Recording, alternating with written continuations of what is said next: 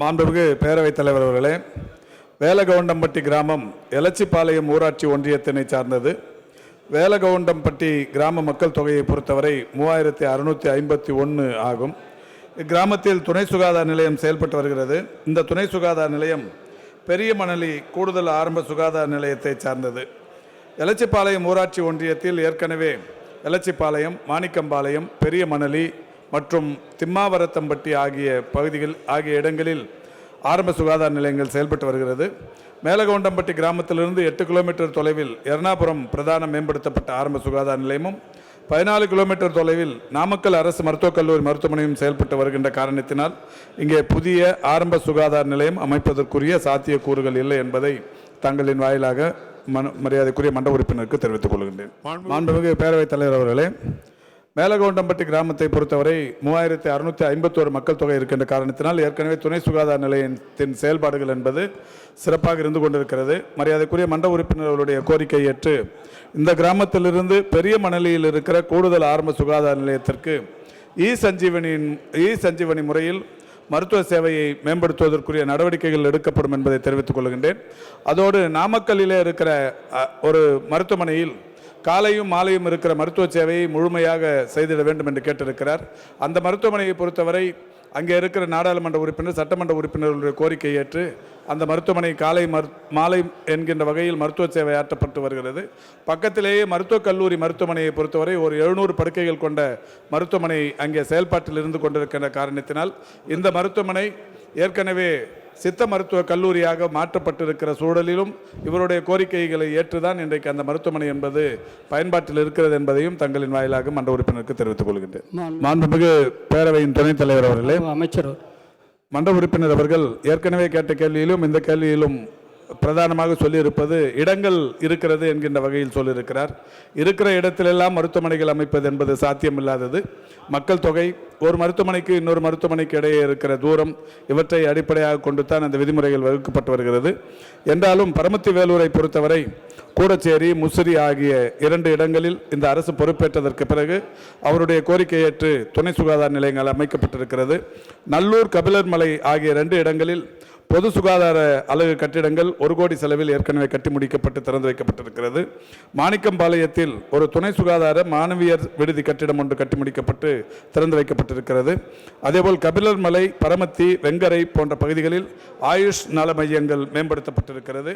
இப்பொழுதும் கூட பரமத்தி வேலூரில் இருக்கிற அரசு மருத்துவமனையில் 23 கோடியே 75 லட்சம் மதிப்பீட்டில் 50 படுக்கைகள் கொண்ட தீவிர சிகிச்சை பிரிவு கட்டிடம் ஒன்று கட்டப்பட்டு கொண்டிருக்கிறது.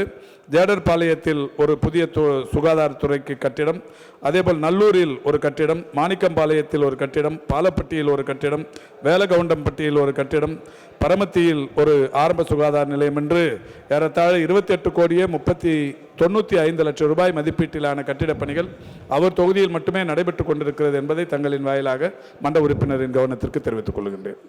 மாண்புமிகு பேரவைத் தலைவர் அவர்களே, பக்கத்திலேயே பெரிய அளவிலான மருத்துவ சேவை தருகிற மருத்துவ கட்டமைப்புகள் தொடங்கப்பட்டிருக்கின்ற காரணத்தினால் ஒரு சில மருத்துவமனைகளில் தொடக்க அந்த மருத்துவ சேவைகள் மட்டுமே நடைபெற்று கொண்டிருக்கிறது. என்றாலும் பெருமதிப்புக்குரிய மன்ற உறுப்பினர்களுடைய கோரிக்கை ஏற்று ஏற்கனவே அந்த மாவட்டத்தின் அமைச்சர் அண்ணன் மூர்த்தி அவர்கள் கூட அந்த மருத்துவமனையில் மகப்பேறு சேவை தொடங்கிட வேண்டும் என்று கேட்டிருக்கிறார்கள். அது குறித்தான நடவடிக்கை விரைவில் எடுக்கப்படும் என்பதை தெரிவித்துக் கொள்கின்றேன். மாண்புமிகு பேரவைத் தலைவர் அவர்களே, பழைய கட்டிடத்தில் இயங்கிக் கொண்டிருக்கிறது, புதிய கட்டிடம் வேண்டும் என்று கேட்டிருக்கிறார். இந்த அரசு பொறுப்பேற்பதற்கு முன்னால் வரை ஏறத்தாழ 3000 கட்டிடங்கள், ஒரு 1500 கட்டிடங்கள் பயன்படுத்த முடியாத நிலையில் சிதிலமடைந்தும் ஒரு 1500க்கும் மேற்பட்ட கட்டிடங்கள் வாடகை கட்டிடங்களிலும் இயங்கி வந்தது. மாண்புமிகு தமிழ்நாட்டின் முதலமைச்சருடைய வழிகாட்டுதலோடு ஏறத்தாழ 2000 கட்டிடங்கள் புதிதாக கட்டப்பட்டு இந்த 5 ஆண்டுகளில் திறந்து வைக்கப்பட்டிருக்கிறது. என்றாலும் பாப்பிரெட்டிப்பட்டியில் அவர் கேட்டிருக்கிற பழைய கட்டிடம், அதனுடைய பயன்பாடு குறித்து ஆய்வு செய்யப்படும். இன்னொன்று, மருத்துவர்கள் பற்றாக்குறை இருக்கிறது என்று சொல்லியிருக்கிறார். மருத்துவர்களை பொறுத்தவரை இந்த ஆட்சியில் மட்டும்தான் மாண்புமிகு தமிழ்நாட்டின் முதலமைச்சர் அவர்களுடைய அறிவுறுத்தலின்படி 0% வேக்கன்சி என்கின்ற வகையிலான நடவடிக்கை எடுக்கப்பட்டிருக்கிறது என்பதை அனைவருமே நன்றாக அறிவார்கள். என்றாலும் அவருடைய கோரிக்கை குறித்து கூடுதல் மருத்துவர்கள் நியமிப்பது பற்றிய நடவடிக்கை எடுக்கப்படும் என்பதை தங்களின் வாயிலாக தெரிவித்துக் கொள்கின்றேன். மாண்புமிகு பேரவைத் தலைவர் அவர்களே, ஏற்கனவே சொன்ன பதிலில் சொன்னதைப் போல ஏறத்தாழ 2000 கட்டிடங்கள் இந்த 5 ஆண்டு காலத்தில் கட்டி முடிக்கப்பட்டு திறந்து வைக்கப்பட்டிருக்கிறது.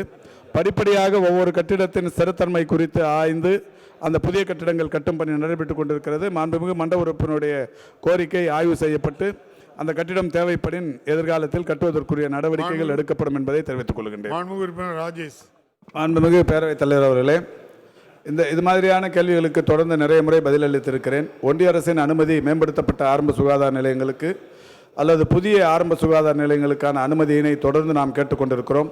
ஒரு 100 மேம்படுத்தப்பட்ட ஆரம்ப சுகாதார நிலையங்களும் 100 புதிய ஆரம்ப சுகாதார நிலையங்களும் 100 நகர்ப்புற ஆரம்ப சுகாதார நிலையங்களும் ஒரு 500 துணை சுகாதார நிலையங்களையும் தொடர்ந்து கேட்டு ஒரு 10க்கும் மேற்பட்ட முறை ஒன்றிய அரசிடம் அந்த கடிதங்களை கொடுத்து வருகிறோம். அனுமதி கிடைக்கப்பட்டவுடன் நிச்சயம் எதிர்க்கட்சி தலைவர் மரியாதைக்குரிய காங்கிரஸ் கட்சியின் தலைவர் ராஜேஷ் அவருடைய கோரிக்கை நிறைவேற்றப்படும் என்பதை தெரிவித்துக் கொள்கின்றேன். மாண்புமிகு உறுப்பினர் எபனேசர். மாண்புமிகு பேரவைத் தலைவர் அவர்களே, என்னுடைய ஆர்கே நகர் சட்டமன்ற தொகுதிக்கு உட்பட்ட வார்டு எண் 42 கைலாசம் தெருவில் அமைந்துள்ள தண்டையார் நகர் அரசு புறநகர் மருத்துவமனையில் அந்த வளாகத்திற்குள் ரூபாய் 10 கோடி மதிப்பீட்டில் மகப்பேறு மற்றும் பச்சிளம் குழந்தைகள் மையத்திற்கான கட்டிடம் கட்டி முடிக்கப்பட்டுள்ளது. அது எப்போது மக்கள் பயன்பாட்டிற்கு வரும் என்பதை தங்கள் வாயிலாக அமைச்சரிடம் அறிய விரும்புகிறேன். அமைச்சர் அவர். மாண்புமிகு பேரவைத் தலைவர் அவர்களே, தண்டையார்பேட்டையில் கட்டப்பட்டிருக்கிற அந்த கட்டிடமும் அதேபோல் கீழ்ப்பாக்கம் அரசு மனநல மருத்துவமனையில் கட்டப்பட்டிருக்கிற கட்டிடமும் ராஜீவ்காந்தி அரசு மருத்துவமனையில் கட்டப்பட்டிருக்கிற ஒரு நரம்பியல் கட்டிடம் போன்ற பல்வேறு கட்டிடங்கள் மிக விரைவில் மாண்புமிகு தமிழ்நாட்டின் முதலமைச்சர் அவர்களால் திறந்து வைக்கப்படவிருக்கிறது என்பதை தங்களின் வாயிலாக தெரிவித்துக் கொள்கின்றேன். உங்கள் கட்டிடமும் கூட உங்கள் கட்டிடத்திற்கு HR நியமிக்கும் பணிகள் நடைபெற்றுக் கொண்டிருக்கிறது. மிக விரைவில் வள்ளியூர் கட்டப்பட்டிருக்கிற அந்த மாவட்ட அரசு தலைமை மருத்துவமனை விரைவில் பயன்பாட்டுக்கு வருவதற்குரிய நடவடிக்கைகள் எடுக்கப்படும் என்பதை தெரிவித்துக் கொள்கிறேன்.